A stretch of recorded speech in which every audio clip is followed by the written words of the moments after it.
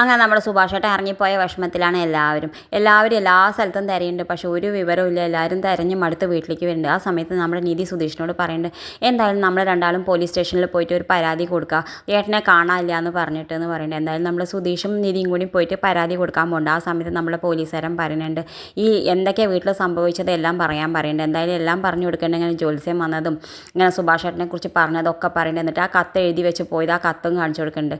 ആ സമയത്ത് നമ്മുടെ പോലീസുകാരൻ കത്ത് വായിച്ചിട്ട് പറയുന്നുണ്ട്, ഈ കത്ത് ഞാൻ വായിച്ച പ്രകാരം എനിക്ക് തോന്നുന്നത് അയാൾക്ക് ജീവിതം മടുത്തനാണ്, അയാൾ എവിടെയെങ്കിലും പോയി ആത്മഹത്യക്ക് ശ്രമിക്കുമെന്നാണ് ഞാൻ വിചാരിക്കണമെന്ന് പറയും. ഇതൊക്കെ കേൾക്കുമ്പോൾ നമ്മുടെ സുധീഷ് പറയുന്നത്, എന്താ സാറേ പറയണമെന്ന് പറയും. അല്ല, ഞാനൊരു ഊഹം പറഞ്ഞു എന്നേ ഉള്ളൂ. നിങ്ങളുടെ വീടിൻ്റെ അവിടെ എവിടെയെങ്കിലും കിണറോ കുളം എന്തെങ്കിലുമൊക്കെ ഉണ്ടോ എന്നൊക്കെ ചോദിക്കുന്നുണ്ട്. എന്തായാലും അല്ലെങ്കിൽ നമ്മൾ വല്ല റെയിൽവേ ട്രാക്കിലോ ഒക്കെ നോക്കണ്ടായിരുന്നു പറയുന്നത്. ഇതൊക്കെ കേൾക്കുമ്പോൾ നമ്മുടെ സുധീഷിനാണെങ്കിൽ വല്ലാത്ത വിഷമമുണ്ട്. കാരണം ഞാൻ അതെന്തൊക്കെ പറയണമെന്ന് വെച്ചാൽ കഴിഞ്ഞ ആഴ്ച ഇതേപോലെ ഒരു കേസ് ഉണ്ടായി, അതുകൊണ്ടാണ് പറയണതെന്ന് പറയുന്നത്. നമ്മുടെ സുധീഷ് പൊട്ടിക്കരയുണ്ട് പുറത്ത് പോയിരുന്നിട്ട്. ഇതൊക്കെ കേൾക്കുന്നു. നമ്മുടെ നീതി പുറത്തേക്ക് ഇറങ്ങിയിട്ട് വന്നിട്ട് നമ്മുടെ സുധീഷിനെ ഒരുപാട് സമാധാനപ്പെടുത്തുന്നു. സുധീഷെ വിഷമിക്കേണ്ട, നമ്മുടെ സുഭാഷേട്ടൻ ഒരിക്കലും അങ്ങനെയൊന്നും ചെയ്യില്ല, നമ്മുടെ സുഭാഷേട്ടൻ അത്ര പൊട്ടനൊന്നും അല്ല എന്നൊക്കെ പറയുന്നത്. എന്തായാലും നമ്മുടെ സുധീഷൊക്കെ പൊട്ടിക്കരയുണ്ട്.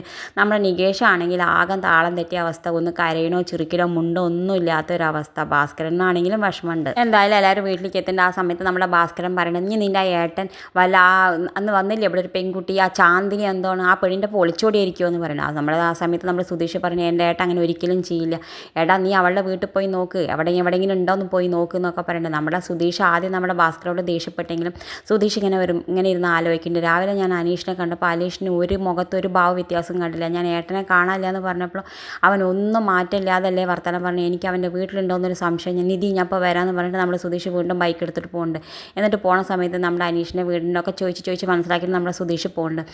എന്തായാലും അനീഷിൻ്റെ വീടിൻ്റെ വാതിൽ തുറക്കുമ്പോൾ നമ്മുടെ അനീഷ് വന്ന് വാതിൽ തുറക്കുന്നുണ്ട്. വാതിൽ തുറന്ന സമയത്ത് ഇങ്ങനെ നമ്മളെ സുഭാഷേട്ട അവിടെ നിന്നിട്ട് പറയുന്നുണ്ട്, എൻ്റെ അനിയന്മാരെല്ലാവരും കഴിച്ചിട്ടുണ്ടോയെന്നാവോ, അവർക്ക് ഞാൻ പോകുന്നതിന് വിഷമമൊക്കെ മാറില്ലേ വേഗം എന്നൊക്കെ പറഞ്ഞ് ഇങ്ങനെ ചാന്ദിനിയോട് വർത്തമാനം പറയുന്നത് ഇങ്ങനെ ശബ്ദം കേൾക്കണം. നമ്മുടെ സുധീഷിനാണെങ്കിൽ വല്ലാത്ത സമാധാനം, ഉള്ളിൽ സുഭാഷേട്ട ഉണ്ടെന്ന് ഉറപ്പായി. വേഗം സുഭാഷേട്ട എന്താ പറയണമെന്ന് കേൾക്കാൻ വേണ്ടി അവിടെ നിൽക്കുന്നുണ്ട്. എൻ്റെ അനിയന്മാരെ ആലോചിച്ചിട്ട് എനിക്ക് വയ്യാന്ന് പറഞ്ഞ് കയ്യിൽ ചപ്പാത്തിയൊക്കെ പിടിച്ചിരിക്കുന്നുണ്ട്. ഇതൊക്കെ കേൾക്കുമ്പോൾ സുധീഷ് പറയുന്നത്, നിങ്ങൾ പോയി വിചാരിച്ച് ഞങ്ങളെന്താ ഏട്ടാ സന്തോഷമായി കഴിയും, നിങ്ങൾ കരുതി നിങ്ങളൊരു പൊട്ടനാണെന്നൊക്കെ പറഞ്ഞിട്ട് ഒരുപാട് ചീത്തയൊക്കെ പറയുന്നുണ്ട്. സുധീഷ് പൊട്ടിക്കരയുന്ന സമയത്ത് നമ്മുടെ സുഭാഷേട്ടനാണെങ്കിൽ ഒട്ടും സഹിക്കില്ല. സുഭാഷേട്ടൻ പറയുന്നുണ്ട്, കരയേണ്ടടാ, നീ കരയണ കാണുമ്പോൾ എനിക്ക് വല്ലാത്ത വിഷമമാണ്, നീ കരയേണ്ട. എന്താ സുധീഷേട്ടാ കാട്ടിയ, നിങ്ങളിങ്ങനെ ഇറങ്ങിപ്പോന്നെ ഞങ്ങളെല്ലാവരും സുഖമായി കഴിയുമെന്ന് വിചാരിച്ചു, അത് നിങ്ങളുടെ തോന്നൽ മാത്രമാണ്. ആ നികേഷ് മുണ്ടണമില്ല, ഭക്ഷണം കഴിക്കണില്ല, ഒന്നുമില്ല. നിധിയാണെങ്കിൽ അതിലേക്കേറെ വിഷമമാവണം, എന്താ നിങ്ങൾ കാണിച്ചെന്നൊക്കെ പറയുന്നുണ്ട്. നിങ്ങൾ പോരുമെന്ന് പറഞ്ഞിട്ട് എന്തായാലും നമ്മുടെ സുഭാഷേട്ടനെ കൂടിയിട്ട് പോകുന്നുണ്ട്. ഇത് കാണിച്ചുകൊണ്ടാണ് ഇന്നത്തെ പ്രമോ അവസാനിക്കേണ്ടത്. ഇതുപോലെ പ്രമോ വിശേഷങ്ങൾ നിങ്ങളുടെ മുന്നിൽ എളുപ്പത്തിൽ എത്താൻ ഈ ചാനൽ ഒന്ന് സബ്സ്ക്രൈബ് ചെയ്യാൻ മറക്കരുത്.